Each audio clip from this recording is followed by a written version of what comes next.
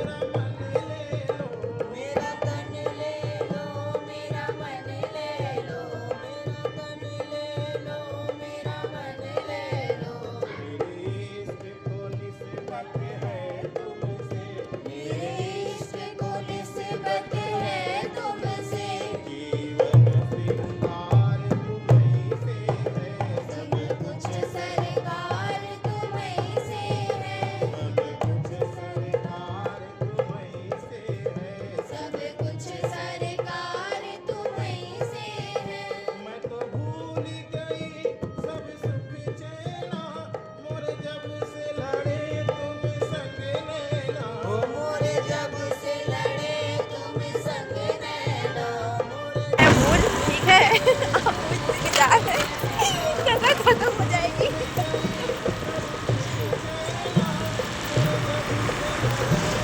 कोई मेरा ब्लॉग देख के कथा सुनने वाला हो जाओगे पक्का है।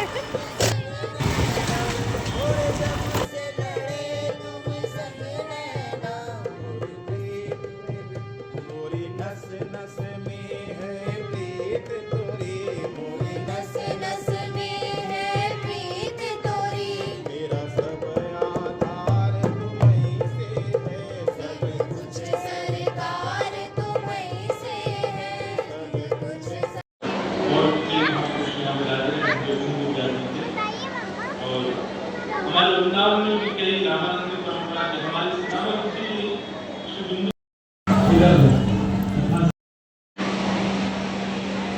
सवाच्यो भगवान थे। ये छह भगवान से युक्त जो है उसको भगवान कहते हैं। जैसे अत्यंत धन से युक्त को धनवान, अत्यंत ज्ञान से युक्त को ज्ञानवान, अत्यंत विद्याओं से युक्त को विद्वान, ऐसे छह भगत जिसके पास है भगवान। श्री शुक्राचार्य जी महाराज ने पूरी कृष्ण लीला में जब रास लीला में प्रवेश करते हैं तो पहला शब्द कहते हैं भगवान पिता रात्रि। इसका मतलब क्या है? हे भाई लोग, उसमें इस बात का ध्यान रखना कि ये स्त्रियों के साथ, गोपियों के साथ, या जो कुछ भी ये लीला हो रही है वो एक बालक नहीं कर रहा है, भगवान कर रहे हैं। भगवान जो सब जानते हैं, गति अगति सब कुछ पता है, जो विद्या विद्या सब जानते हैं। क्यों? क्योंकि इस रास की कथा सुनकर के तुम्हारे मन में संशय आ जाएगा, भगवान ये कैसे कर सकते? वो भगवान है, वो सब जानते हैं। वो कृष्ण कोई लाला या कोई गैया चराने वाला इस भाव से मत देखिएगा, वो सब जानते हैं। इसलिए इस पर संशय मत करना, क्योंकि नाम कितना प्यारा लग रहा है। आनंद आया? तुरंत आके खड़े हो जाओ, मुझको जाने दो, ये सहन नहीं हो रहा है। आप कैसे यहाँ रहते हैं? आप बोले आनंद आया कि नहीं होता? बोले आनंद, हम तो बोले विचलित हो गए थे। ऐसी लीलाएं ठाकुर जी जिस भक्त के साथ करने लग जाए, समझो यही रास है। आप जाते हैं स्वर्ण मुकुट अर्पित कर देते हैं, ठाकुर जी को पहना दिया, ये रस है। आप छप्पन भोग लेके गए, ठाकुर जी को पधरा दिया, पर्दा लगा करके थोड़ी देर बाद वापस दे दिया, ये भी रस है। आपके द्वारा प्रदत्त की गई समस्त सामग्रियां ठाकुर जी के सामने पधरा दी गई, आपकी सेवा ठाकुर जी के कर दी गई, सब रस है। पर ठाकुर जी कह करके, बोल करके, चल करके अपने आप को ये लीला आपके साथ करने लगता है। रास का मतलब नृत्य नहीं है, रास का मतलब ठाकुर जी की अति प्रसन्नता भक्त के होते हैं।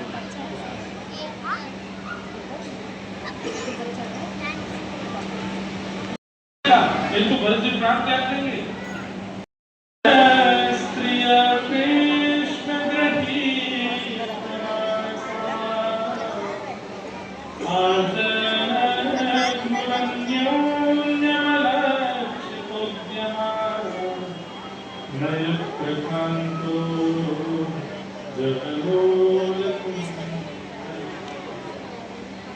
निशम्य गीतम तदनंतवर्धनम्। कहते हैं कि ठाकुर जी की वेणु की ध्वनि जैसे ही गोपियों के कानों में जाने लगी, तब कहते हैं तदनंतवर्धनम्। बोले प्रेम का वर्धन करने वाली ध्वनि ठाकुर जी ने बजाई है। और अंगवर्धनम का अर्थ यहाँ पर लिखा गया, नेत्रों में दर्शन की इच्छा प्रकट हो गई, कानों में श्रवण की इच्छा प्रकट हो गई, त्वचा में मिलन की इच्छा प्रकट हो गई, चरणों में प्रदक्षिणा की इच्छा प्रकट हो गई, हाथों में स्पर्श की इच्छा प्रकट हो गई। सारे अंग मानो जैसे कंपायमान होने लगे कि कृष्ण चाहिए। दर्शन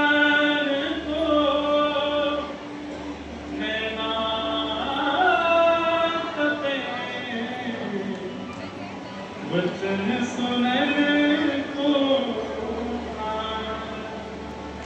मिलवे को हिया स्थिति कैसी हो गई? वेणु की ध्वनि जैसी। एक पल पायो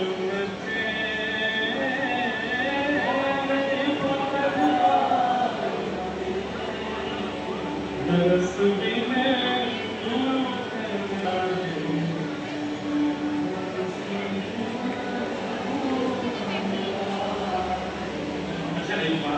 कईयों को लग रहा है कि कृष्ण बंसी बजा रहा है, नंद जी का लाला वेणु बजा रहा है, परंतु अधिकतर श्रोता रूपी गोपी को लगता है कि व्यास मंच पर बैठकर के व्यास जी केवल बोल रहे हैं। पर यहाँ बैठी हुई कुछ गोपियों को ऐसा लगने लगता है कि नहीं नहीं, इन व्यास जी की वाणी से श्री कृष्ण ही हमको आज्ञा कर रहे हैं। और वो आज्ञा सुनते ही तुरंत दौड़ पड़ते हैं वृंदावन की ओर, तुरंत दौड़ पड़ते हैं कि श्याम सुंदर के दर्शन के लिए। उसी स्थिति में हो जाता है।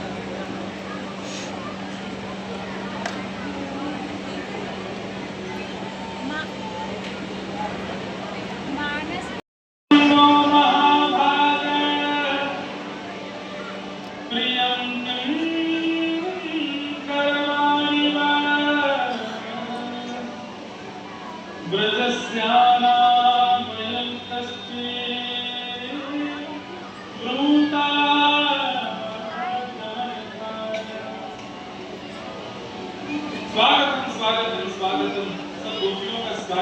करने लगे श्याम सुंदर, और स्वागत करने के बाद उन गोपियों से क्या कहते हैं, अपने आने का कारण बताओ, आप सब क्यों आई हो?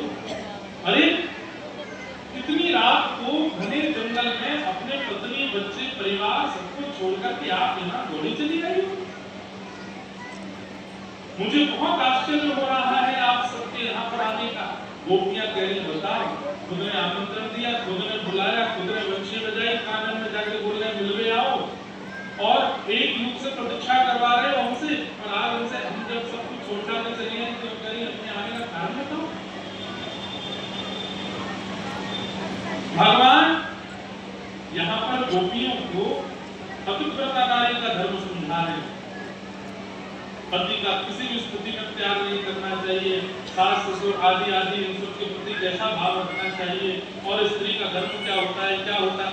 10 श्लोकों में भगवान ने यही समझाया कि स्त्रियों का धर्म क्या है। एक बार मुझसे किसी माता जी ने पूछा, महाराज जी सबरे ज्ञान स्त्रियों को ही पूछो,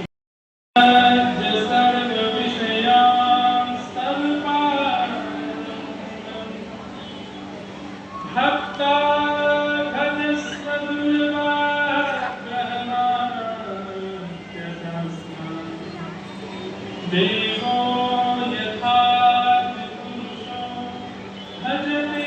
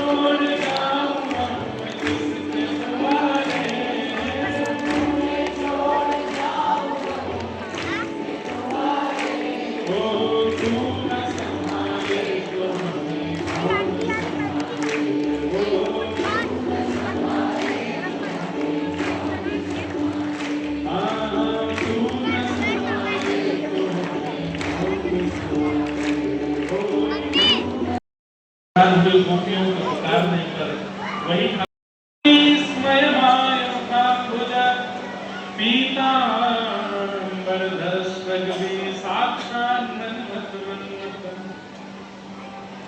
प्रकट हो गए।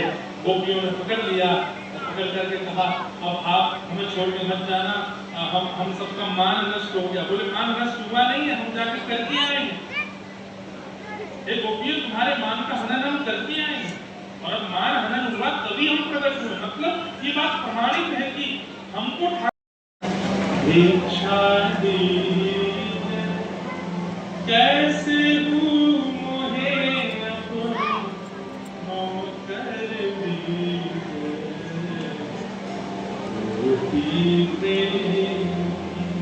गोपी मतलब क्या? कोई स्त्री गोपी नहीं है।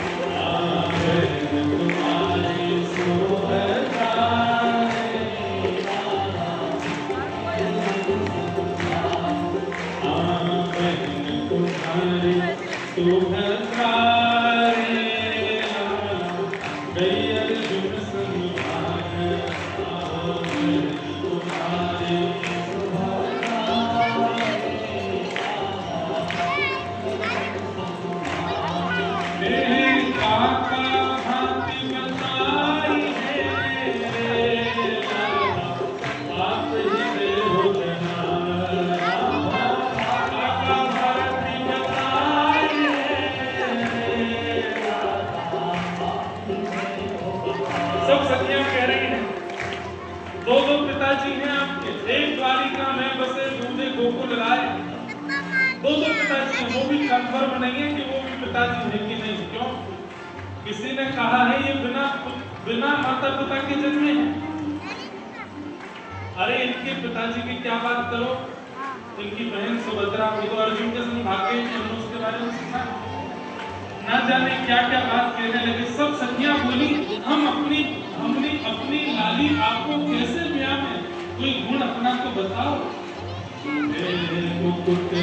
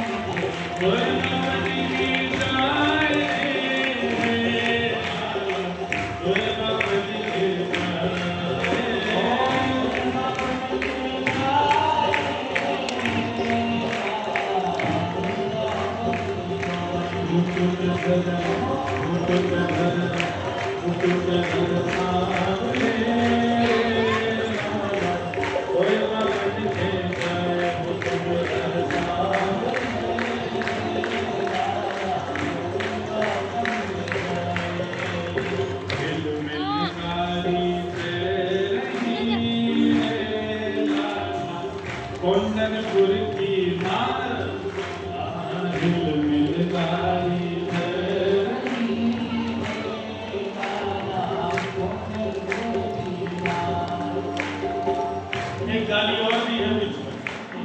हमारा मन तो कर रहा था जल्दी पूरी करें, लेकिन आप आगे जा रहे हैं। बीच में एक बात और कहती सखियां, बोले क्या? बोले वसुदेव देव की रे लाला, तुम कारे कहाँ जाए? बोले वसुदेव देव की रे लाला, तुम कारे कहाँ जाए? अरे गोरे मिलकारी तेरी रे लाला, कौंडनपुर की माँ मिलकारी तेरी लाला, कौंडनपुर की माँ। अब यहाँ एक लीला हुई, जीवन प्राण